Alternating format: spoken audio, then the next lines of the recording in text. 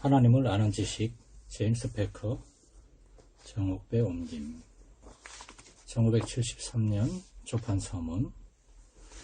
연극 배우가 햄릿을 공연하기를 열망하듯이 나는 하나님에 대한 학술적 논문을 쓰기를 원해왔다. 하지만 이 책이 그 논문은 아니다. 이 책의 분량으로 보아 그러한 논문을 쓰고자 시도하고 있는 것처럼 보일지도 모르지만 누구든지 이 책을 그런 식으로 생각하는 사람은 실망하고 말 것이다. 이 책은 기껏해야 한 줄로 깨어진 구설일 뿐이며 위대한 주제에 대한 일련의 보잘것없는 연구이다. 대부분의 글은 에반젤리컬 매거진에 처음으로 나왔던 것이다. 각각의 글들은 독자적인 메시지로 쓰인 것이지만 이제 함께 모습을 보이게 되었다. 이 글들이 하나님과 우리의 삶에 대한 단일한 메시지로 합쳐질 수 있다고 보기 때문이다. 어떤 주제들을 선정하고 어떤 주제들을 빼놓을 것인가, 그리고 그 주제를 어떤 방식으로 다룰 것인가 등은 글들이 지닌 실제적인 목적에 의해 결정되었다. 기독교 신학 서문에서 존 맥케이는 기독교적인 것들에 대한 두 종류의 관심을 스페인풍 집의 높은 발코니에 앉아 길의 여행자들이 지나가는 것을 내려다보고 있는 사람들에 대해 묘사함으로 설명한다. 발코니에 앉아있는 사람들은 여행자들이 하는 이야기들을 귀 기울여 들을 수 있고 그들과 이야기를 나눌 수도 있다. 그들은 여행자들이 걸어가는 길에 대해 비판적으로 이러쿵저러쿵 말할 수도 있다. 그들은 길에 대한 문제들을, 곧 어떻게 그 길이 존재하는가 또는 어떤 곳으로 이끌 수 있는가, 그 길을 따라가다 만나게 되는 여러 지점에서는 무엇을 볼 수 있는가 하는 문제들에 대해 논할 수도 있다. 하지만 이때 그들은 구경꾼들이며 그들의 문제는 이론적인 것일 뿐이다. 이와 대조적으로 여행자들은 나름대로의 이론적인 국면을 갖고 있긴 하지만 본질적으로 실제 문제들에 직면한다. 그들은 어떤 길로 갈 것인가, 그리고 어떻게 갈 것인가와 같은 유형의 문제들, 곧 이해뿐만 아니라 결단과 행동을 요구하는 그런 문제들에 직면하는 것이다. 발코니에 앉아있는 사람들과 여행자들은 같은 영역에 대해 검토하고 있을지는 모르지만 그들이 갖고 있는 문제들은 서로 다르다. 예를 들어 악의 문제에 관한 한 발코니에 앉아있는 사람의 문제는 어떻게 악이 하나님의 주권 및 선하심과 양립할 수 있는가에 대한 이론적인 설명을 찾아내는 것이다. 그렇지만 여행자의 문제는 어떻게 악을 정복하고 그것으로부터 유익을 얻을까 하는 것이다. 또는 죄에 대해서 생각해보자. 발코니에 앉아있는 사람은 인류가 죄성을 지니고 있고 개개인들이 다 사악하다는 것이 정말로 확신한가? 하고 묻지만 여행자는 자기 안에 있는 죄성을 이미 알고 거기에서 해방될 수 있는 가능성이 있는가 하고 묻는다. 아니면 신성의 문제를 생각해보자. 발코니에 앉아있는 사람은 한 분 하나님이 도대체 어떻게 세 분이 될 수 있는지, 세 위격이 어떤 종류의 연합을 누릴 수 있는지, 그리고 하나를 이루고 있는 셋이 어떻게 각각 인격적인 존재가 될 수 있는지를 묻지만 여행자들은 지금 자신을 죄로부터 이끌어내사 영광으로 이루도록 함께 역사하고 계시는 세 위격에게 어떻게 적절한 경의와 사랑과 신뢰를 보여드릴 수 있는지를 알고 싶어한다. 이런 식으로 계속 예를 들어볼 수 있을 것이다. 이 책은 여행자들을 위한 책이며 이 책에서 다루는 문제들은 여행자들이 던지는 질문이다. 이 책의 이면에 있는 확신은 오늘날 교회가 갖고 있는 많은 연약한 점들의 뿌리에 하나님에 대한 무지, 하나님의 도 및 하나님과 교통하는 일에 대한 무지가 자리 잡고 있다는 것이다. 이러한 정황으로 인해 지금까지 두 가지 불행한 경향이 나타난 듯하다. 첫 번째 경향은 기독교적 지성이 현대의 풍조를 따르게 되었다는 것이다. 이는 인간에 대해서는 대단하게 생각하지만 하나님에 대해서는 사소하게 생각하는 그런 풍조를 말한다. 현대인들은 하나님을 완전히 부인하지는 않는다 하더라도 그분을 멀리 떨어져 있는 존재로 여긴다. 그리고 기이한 것은 현대 그리스도인들 자신, 반종교적인 세상에서 종교적인 관행들을 유지하는 일에 열중하고 있는 그리스도인들이 하나님이 멀리 떨어져 있는 존재가 되게끔 만들었다는 것이다.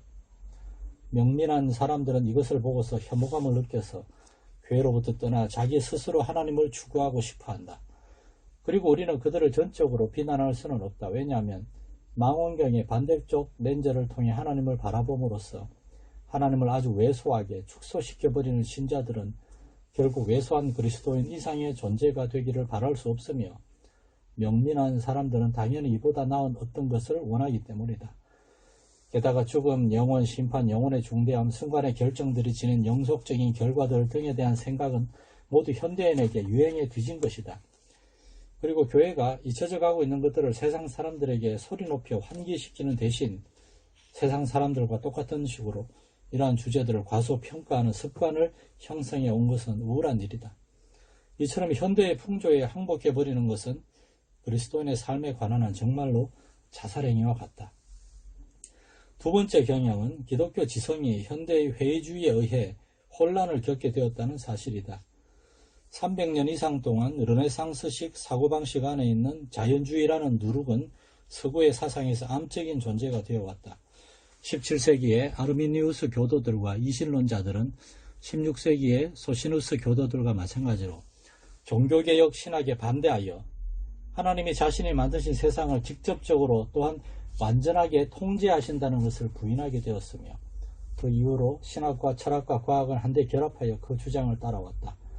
그 결과 성경은 맹렬한 비난의 세례를 받게 되었으며 역사적 기독교 내의 많은 사건들 역시 더불어 비난을 받게 되었다. 사람들은 믿음의 토대가 되는 사실들에 대해 이의를 제기한다. 하나님은 시내산에서 이스라엘 백성을 만나셨는가? 예수님은 매우 영적인 인간 이상의 존재이셨는가? 복음서에 나오는 기적들은 정말로 일어났는가?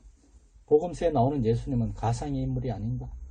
이뿐 아니라 신적 계시와 기독교의 기원에 관한 회의주의는 진리의 통일성에 대한 모든 생각 그리고 인간이 통합된 지식을 가질 수 있다는 소망을 모두 포기해버리는 좀 더 광범위한 회의주의를 낳았다.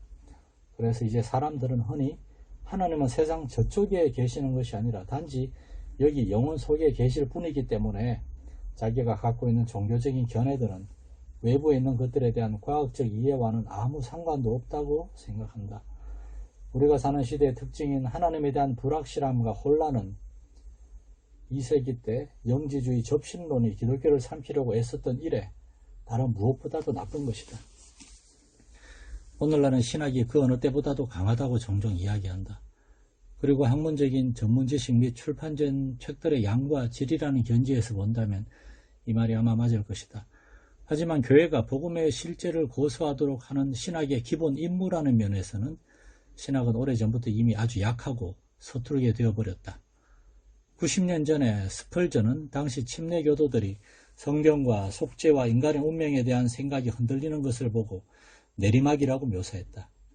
만일 그가 지금 개신교도들이 하나님에 대해 생각하는 것을 조사해 보았다면 그는 아마도 급강하라고 말할 것이다. 너희는 길에 서서 보며 옛적 길 곧 선한 길이 어디인지 알아보고 그리로 행하라. 너희 심령이 평강을 얻으리라. 예레미야 6장 16절. 이 책은 바로 이와 같이 하도록 독자들을 초대한다.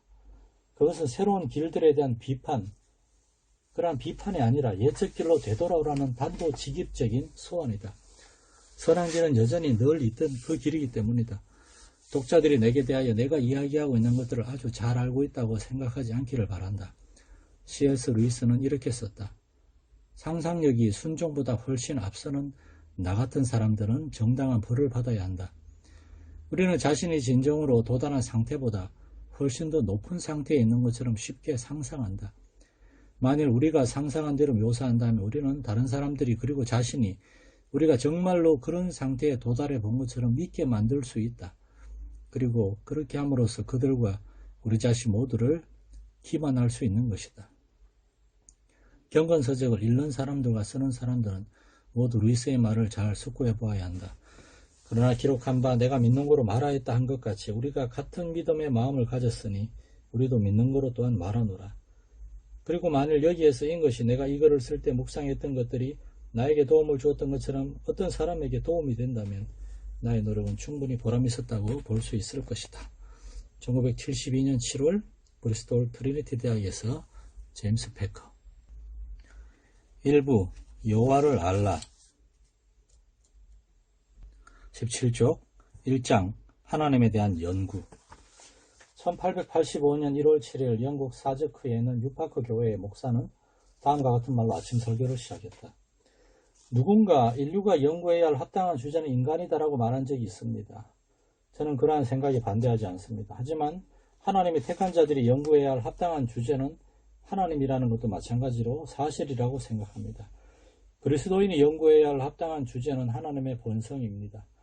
하나님의 자녀의 주의를 끌 수 있는 가장 고도의 과학, 가장 고상한 사색, 가장 강력한 철학은 그가 아버지라고 부르는 그 위대하신 하나님의 이름과 본성과 인격과 역사와 행사와 존재입니다. 신성을 묵상하는 일에는 우리의 지성을 엄청나게 향상시켜주는 무엇이 있습니다. 그 주제는 너무나 광대해서 우리의 모든 사고는 그 광대함 속에서 길을 잃고 맙니다. 그 주제는 너무나 심오해서 우리의 교만은 그 무한함 속에 잠겨버리고 맙니다. 우리는 다른 주제들은 이해하고 파악할 수 있습니다. 우리는 그 안에서 일종의 자기만족을 느끼며 보라 나는 지혜롭다라고 생각하며 떠나갑니다. 하지만 이 최고의 학문에 이를 때 우리는 우리의 다림줄로 그 깊이를 잴 수 없으며 우리의 형안으로 그 높이를 볼 수 없다는 사실을 깨닫습니다. 스스로 우쭐대며 지혜로워지려고 했지만 실상은 마치 야생 당나귀 새끼같이 풋나기일 뿐이라고 생각하면서 또한 나는 어제의 나일 뿐이며 아무것도 모른다 하고 엄숙하게 외치며 떠나가게 됩니다. 하나님에 대한 생각들보다 더 마음을 겸손하게 해주는 묵상 주제는 없을 것입니다. 이 주제는 마음을 겸손하게 해주는 반면에 또한 마음을 넓혀줍니다. 자주 하나님에 대해 생각하는 사람은 좁은 지상의 일만을 갖고 실험하는 사람보다 더 넓은 마음을 가지게 될 것입니다. 영혼을 넓혀주는 가장 뛰어난 연구는 그리스도에 대한 그리고 그리스도께서 십자가에 달리신 것에 대한 학문이며 영광스러운 삼위일체에 나타나 있는 신성에 대한 지식입니다.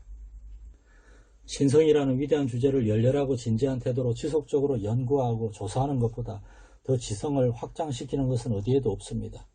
그 무엇도 그처럼 인간 영혼 전체를 확대시키지 못할 것입니다. 또한 이 주제는 마음을 겸손하게 하고 확장시키는 한편 크나큰 위안이 됩니다. 그리스도를 묵상하는 것에는 모든 상처를 치유하는 치유제가 있습니다. 하나님 아버지에 대한 명상에는 모든 슬픔을 건절시켜주는 것이 있습니다. 성령님의 감화력 안에는 모든 아픈 것을 잊게 해주는 진통제가 있습니다. 여러분의 슬픔을 잊고자 하십니까? 여러분의 염려들을 잊고 싶으십니까? 그렇다면 신성의 깊고 깊은 바다에 잠겨 보십시오. 하나님의 광대함에 몰두해 보십시오. 그러면 여러분 안식처에서 나오는 것처럼 기운을 차리고 생기가 돌아서 나오게 될 것입니다. 저는 신성이라는 주제에 대해 열심히 묵상하는 것보다 더 영혼의 위로를 주는 것을 알지 못합니다. 슬픔과 비탄에 굽이치는 파도를 그처럼 진정시키며 시련의 바람들을 평온하게 해주는 것을 알지 못합니다. 저는 오늘 아침 여러분을 바로 이 주제로 초대하고자 합니다. 한 세기 전 스펄전, 믿을 수 없게도 당시 그는 겨우 20살이었다. 스펄전이 한 이 말은 당시에도 맞는 말이었으며 지금 역시 그러하다. 이 말은 하나님의 본성과 성품에 대한 일련의 연구들에 알맞는 서두이다. 누구에게 신학이 필요한가? 어떤 사람은 이렇게 말한다. 하지만 잠깐만요. 좀 말해보세요. 이 여정이 정말로 필요한 겁니까? 스펄전이 살던 시대의 사람들은 신학이 흥미로운 것이라고 생각했지만 나는 그것이 따분하다고 생각합니다. 왜 오늘날 당신이 제안하는 그런 류의 연구를 위해 시간을 허비해야 합니까? 평신도들은 어쨌든 그런 것 없이도 잘 지낼 수 있지 않습니까? 결국 지금은 20세기이지 19세기가 아니란 말입니다. 이것은 정당한 질문이다. 하지만 나는 이에 대해 설득력이 있는 대답이 있다고 생각한다. 질문을 한 사람은 분명 하나님의 본질과 성품을 연구하는 일이 비실제적이며 삶과는 무관한 것이라고 여기고 있다. 그러나 사실상 그것은 우리에게 가장 실제적인 연구 과제이다. 하나님에 대해 아는 것은 우리의 삶을 위해 결정적으로 중요하다. 아마존의 부족민 한 사람을 비행기에 태워 런던으로 데려와서는 아무런 설명도 없이 런던 중심과 트라팔가 광장에 내려놓고 그가 살아가기 위해 필요한 영어나 영국에 대해 아무것도 모르는 채로 남겨둔다면 그것은 매우 무자비한 일이 될 것이다. 마찬가지로 만일 우리가 이 세상의 주인이시며 이 세상을 운행하고 계시는 하나님에 대해 모르는 채로 이 세상 속에서 살려고 애쓴다면 그것은 우리 자신에게 무자비한 것이다. 하나님에 대해 모르는 사람들에게 세상은 이상하고 미친 듯하며 고통스러운 장소가 되고 삶은 실망스럽고 불쾌한 일이 된다. 하나님에 대한 연구를 등한시하는 것은 눈가리개를 하고서 아무런 방향감각 없이 그리고 주위에 무엇이 있는지 이해하지 못한 채로 살아가는 것과 같다. 아마도 당신은 사는 동안 내내 비틀거리고 머뭇거리게 될 것이며 이렇게 해서 인생을 낭비하고 영혼을 잃어버릴 수 있다. 하나님에 대한 연구가 할 만한 가치가 있는 것이라고 인식했다면 이제 우리는 출발할 준비가 된 것이다. 하지만 어디에서부터 출발해야 하는가? 분명 우리는 현재 처해 있는 곳에서 출발할 수밖에 없다. 그것은 폭풍 속에서 출발하는 것이다. 오늘날 하나님에 대한 교리는 폭풍의 중심부이기 때문이다. 소위 하나님에 대한 논쟁은 깜짝 놀랄만한 표호, 우리가 가지고 있는 하나님의 형상은 사라져야 한다, 하나님은 죽었다, 우리는 사도신경을 노래할 수는 있지만 그것을 고백할 수는 없다, 이런 것들과 함께 우리 주변에 창궐하고 있다. 사람들은 그리스도인들이 역사적으로 믿어온 하나님에 대한 이야기는 교묘하게 꾸민 터무니없는 생각이며 하나님에 대한 지식은 허구일 뿐이라고 말한다. 칼빈주의, 근본주의, 개신교 스콜라주의, 구정통주의 등 그러한 지식을 공언하는 가르침들은 유행에 뒤떨어진 것으로 치부된다. 우리는 어떻게 해야 하는가? 폭풍우가 잠잠해질 때까지 여정을 연기한다면 우리는 결코 출발하지 못할지도 모른다.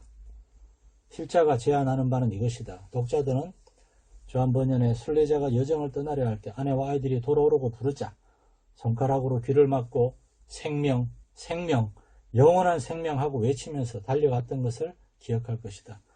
나는 독자들에게 하나님에 대한 지식으로 이르는 길은 없다고 말하는 사람들의 말에 잠시 귀를 막고 나와 함께 그 길을 나서보자고 요청하고자 한다.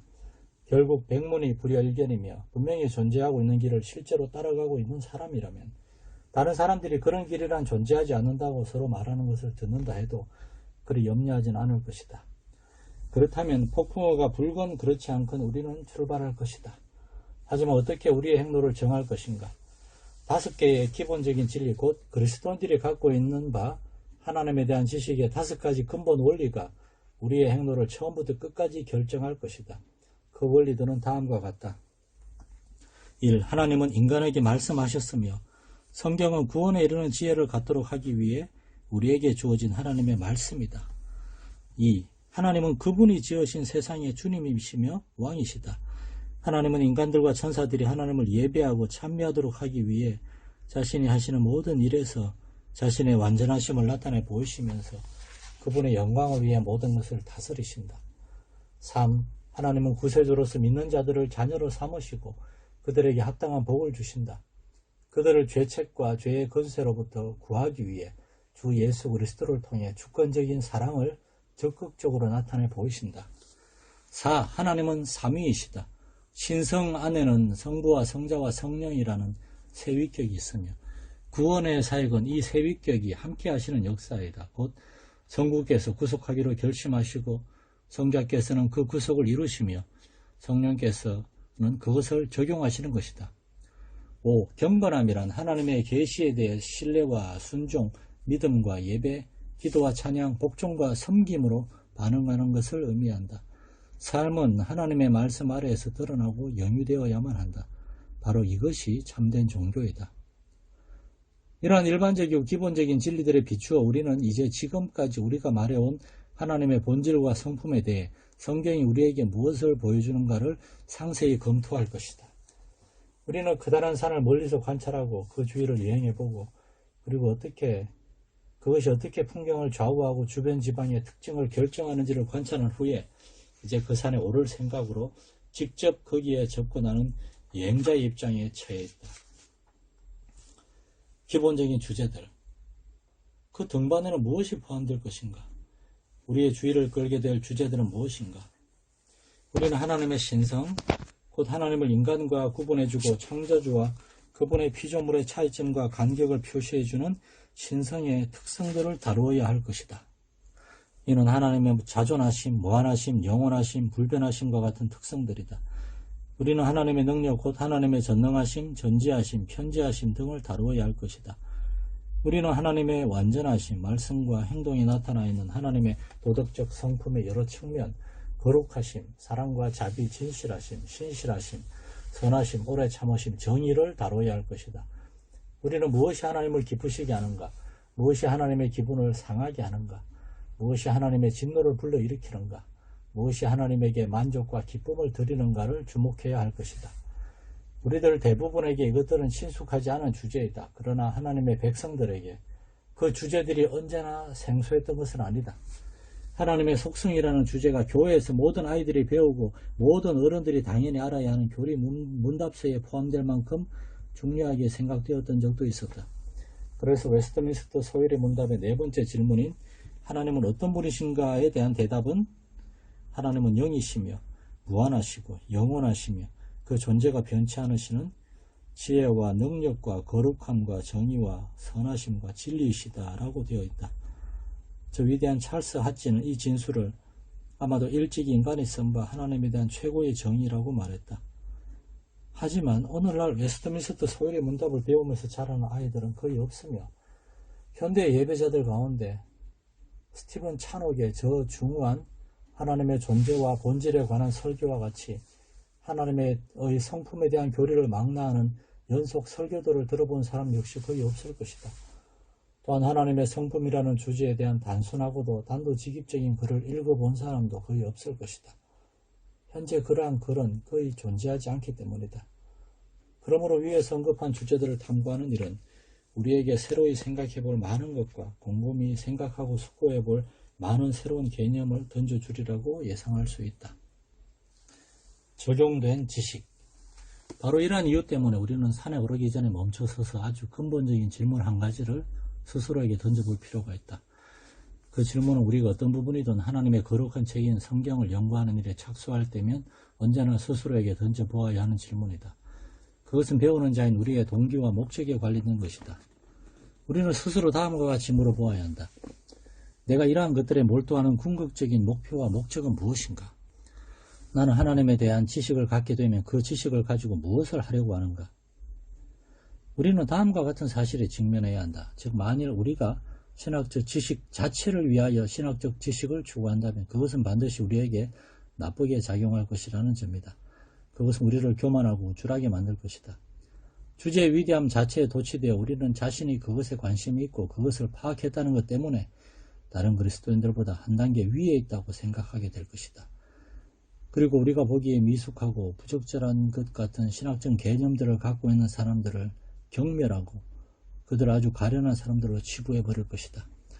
바울이 우쭐해하는 고린도 사람들에게 말했듯이 지식은 교만하게 하며 만일 누구든지 무엇을 아는 줄로 생각하면 마땅히 알 것을 알지 못하는 것이기 때문이다.